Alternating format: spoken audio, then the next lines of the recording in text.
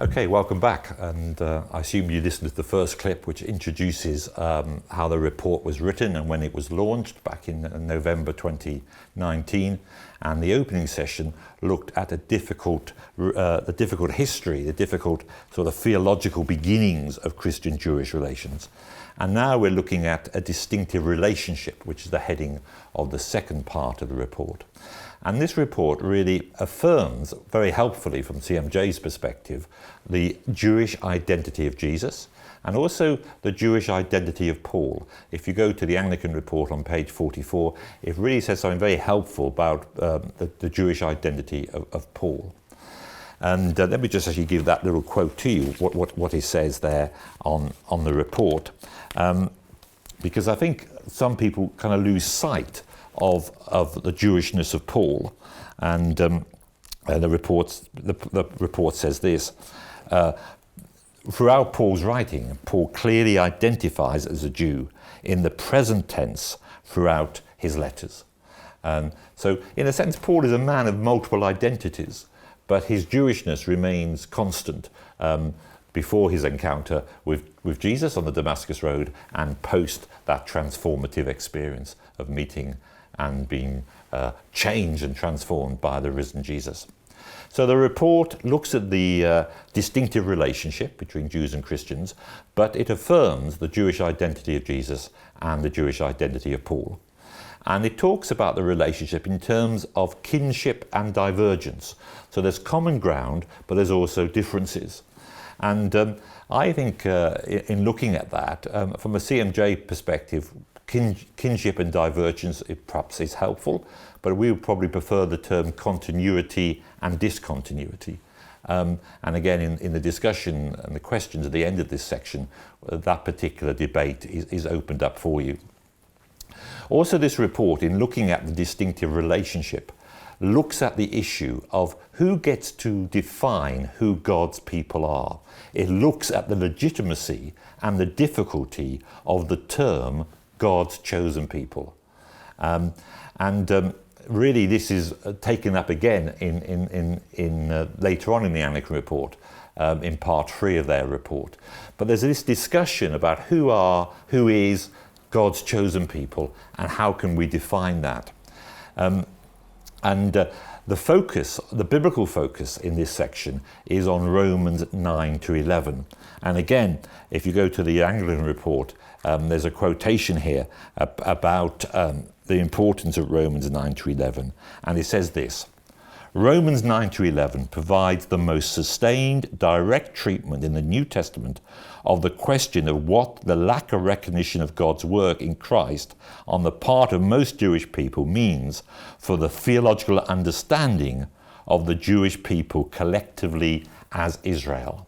So whatever one understands about the relationship between the church and Jewish people, about the understanding of election and God's chosenness of Israel, whatever you understand, I think the work has to be done on Romans 9 to 11. So this has always been the view of CMJ. And if you go back to the reports I mentioned in section 1, those various church documents, again, the biblical footnotes, the biblical material being explored will almost certainly be, in the majority of cases, taking seriously Romans 9 to 11. My own little book, The Case for Enlargement Theology, wrestles with this idea of election, and on pages 190 to 196, there's a real discussion of how we understand God's chosen people, both in terms of Israel, both in terms of the faithful remnant within Israel, Jewish believers in Jesus, and how we can apply the term to the church. So there's different images and explanations of that in this book. Again, you might not agree with it all, but I think if you engage with it, it will certainly help the discussion to take place. So the report then continues, and there's a number of important questions. And again, we list those questions for discussion in our booklet.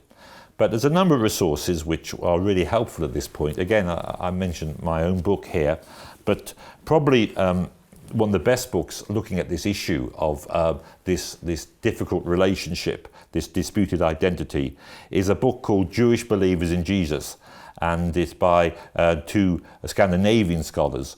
And again, all the details are on the details in our booklet. This book is also perhaps best known in this area by the scholar R. Kendall Sulan. It's called The God of Israel and Christian Theology. Again, I think that's very helpful, and again, CMJ has promoted this book over a number of years. And in addition to those books, there's a number of CMJ resources, and again, they're listed. But there's two I would like to particularly bring to your attention, two Olive Press papers. One is about one of our great evangelists and theologians from CMJ, a guy called Dr. Jakob Joss. It's an Olive Press paper by Dr. Teresa Newell, and this is really important.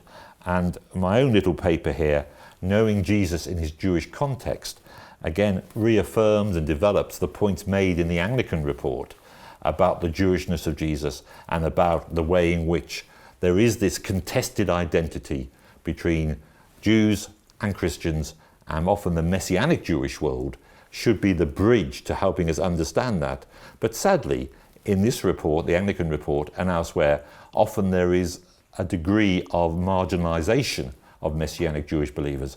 I'm not sure if that is subconscious or if it's deliberate, but either way, that is a disappointment. So I hope those questions and discussions will help you engage with this second part of the report, at looking at this distinctive relationship. Thank you for listening, and join me back in a moment for session 3.